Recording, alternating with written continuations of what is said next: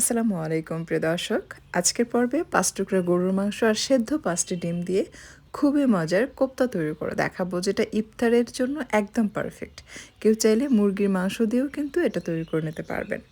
অনেক সময় দেখা যায় ডিপ ফ্রিজে গরুর মাংস থাকে, সেখান থেকে আপনি চাইলে ৩-৪ টুকরা মাংস বের করে এই কোফতাটি বানিয়ে ফেলতে পারবেন। আপনারা চাইলে এই রমজানে বানিয়ে বাচ্চাদের খাওয়াতে পারেন বা পরিবারের ছোটো বড়ো সবাইকে খাওয়াতে পারেন। দেখবেন সবাই ভীষণ পছন্দ করবে। আর এটা কতটা ক্রিস্পি হয় সেটাও আমি আপনাদেরকে দেখিয়ে দিচ্ছি। শব্দ শুনে নিশ্চয়ই বুঝতে পেরেছেন যে কতটা যে এটা ক্রিস্পি এবং ভেতরটা অনেক সফট আর অনেক বেশি টেস্টি। তো এটার জন্য লাগবে ব্রেড ক্রামস। আমি প্রথমে সাদা পাউরুটি আলাদা করে সেটা টুকরা করে নিয়েছি পাউরুটির গুঁড়া তৈরি করার জন্য। এটা কিন্তু একদম ফ্রেশ পাউরুটি।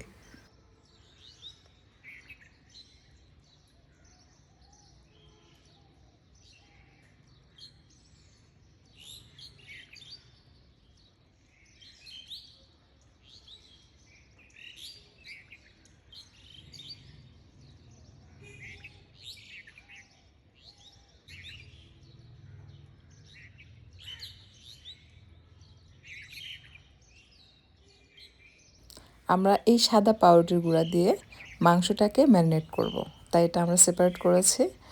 আর যে লাল অংশ রয়েছে সেগুলো কিন্তু আমরা ফেলে দিব না, সেটাও আমাদের কাজে আসবে। তো সেগুলো আলাদাভাবে গুঁড়া করে নেব।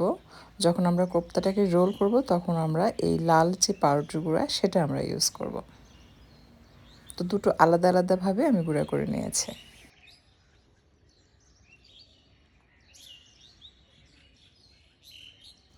গরুর মাংস আমি কিমা করে নিয়েছি। প্রথমে ১ চা চামচ ভর্তি করে আদা রসুন বাটা দিয়েছে।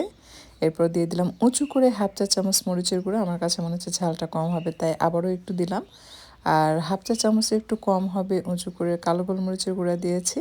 উঁচু করে 1/2 চা চামচ ভাজা জিরার গুঁড়া দিয়েছি। উঁচু করে 1/2 চা চামচ গরম মশলার গুঁড়া, স্বাদমতো লবণ, 1 চা চামচ ভর্তি করে ঘি, সেই সাথে 2 টেবিল চামচের মতো সয়া সস দিলাম। আর দিয়ে দিচ্ছি 2 টেবিল চামচ টমেটো সস। সেই সাথে দিয়ে দিচ্ছি কাঁচামরিচ কুচি। এখানে 2 থেকে 3টির মতো হবে কাঁচামরিচ কুচি রয়েছে। আর প্রায় 1 কাপের মতো বা তার থেকে একটু কম হবে কাঁচা পেঁয়াজ কুচি আমি এখানে অ্যাড করলাম। আর ভাজা পেঁয়াজের বেরেস্তা আছে এখানে 1/2 কাপ বা তার থেকে একটু বেশি, মানে কাঁচা পেঁয়াজটাকে বেরেস্তা করার পর যেটুকু হবে আপনি 1/2 কাপ বা তার থেকে একটু বেশি পেঁয়াজ নিয়ে বেরেস্তা করে নেবেন, তাহলেই হবে। প্রথমে হাফ ব্রেড ক্রামস এটার সাথে মিক্স করে নিচ্ছি। যদি প্রয়োজন হয় বাকিটা আমরা পরে অ্যাড করব।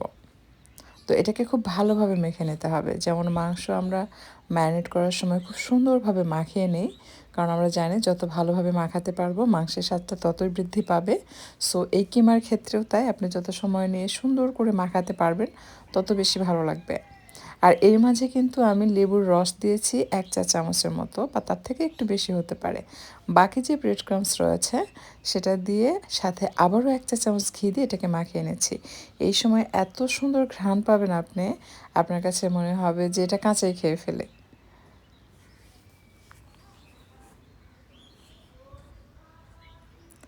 তো সবশেষে দিয়ে দিচ্ছি পুদিনা পাতা। এটার ফ্লেভার আমার কাছে খুবই ভালো লাগে।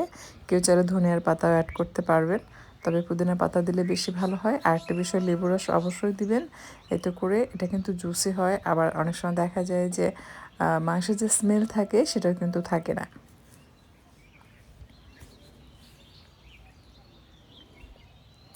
এখন কোপ্তা তৈরি করে নিচ্ছে।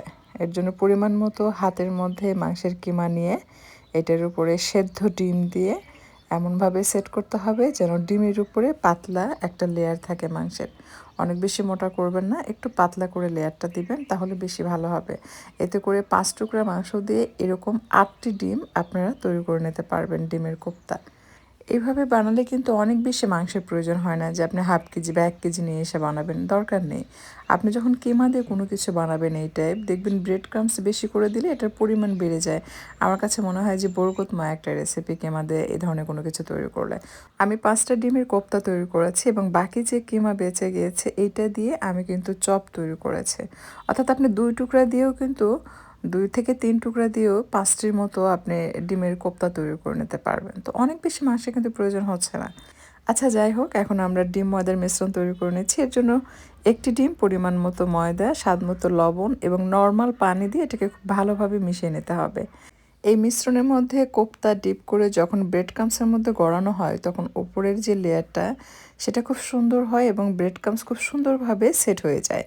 বাট আপনি চাইলে কিন্তু কোপ্তা শুধুমাত্র ডিমের মিশ্রণের মধ্যেও মানে শুধু ডিমটাকে ফেটে নিয়ে সেটার মধ্যেও কিন্তু এভাবে ডিপ করে ব্রেড ক্রাম্বসে গড়িয়ে ভেজে নিতে পারবেন। সেক্ষেত্রে কী হয় যে ডিম থেকে এভাবে ডিপ করে তোলার পর যখন ব্রেড ক্রাম্বসের উপর গড়াবেন তখন ব্রেড ক্রাম্বস গায়ে যে সুন্দরভাবে লেগে থাকবে সেটা হয় না, খুব হালকা হালকা লাগে।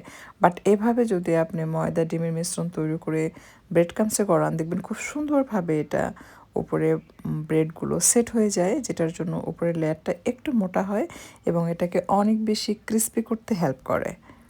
আপনারা যখন তৈরি করবেন তখন বুঝতে পারবেন।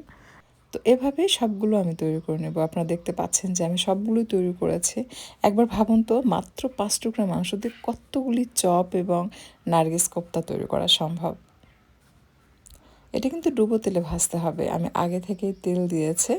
তেলটা ভালোভাবে গরম হয়ে আসলে একটা একটা করে কোপ্তা ছেড়ে দিয়েছে।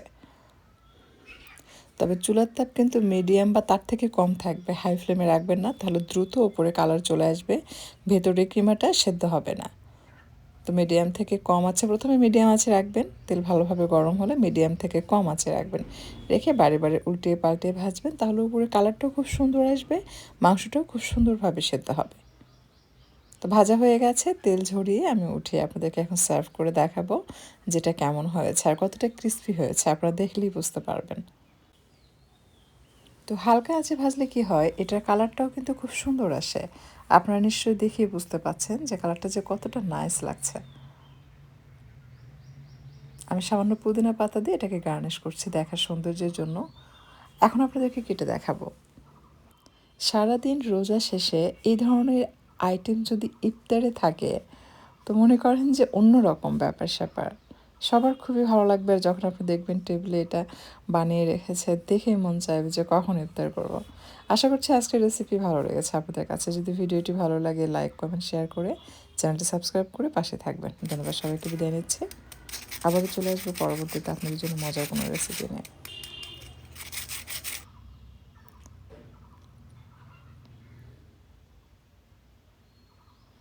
তো বাকি যে কোপ্তা এবং চপ রয়েছে এটা আমি যেটা করব যে প্লাস্টিক র্যাপার দিয়ে র্যাপ করে ডিপ ফ্রিজে রেখে দেব। যখন প্রয়োজন হবে ডিপ ফ্রিজ থেকে বের করে ভেজে নেব। যারা নতুন রাঁধুনি তাদেরকে বলবো তেল কিন্তু খুব ভালোভাবে গরম করে প্যানটাকে পিচ্ছিল করে তারপর ছাড়বেন। তা না হলে তেল গরম না হতেই যদি এইটা ডিপ ফ্রিজ থেকে বের করে ছাড়েন বা রুম টেম্পারেচারে নিয়ে এসে নর্মাল করে ছাড়েন দেখবেন গলে যাবে। তো তেল খুব ভালোভাবে গরম হবে, তারপর আপনি ডিপ ফ্রিজ থেকে বের করে সাথে সাথে তেলে ছেড়ে উল্টে পাল্টে ভাজবেন, তাহলে গলে যাবে না।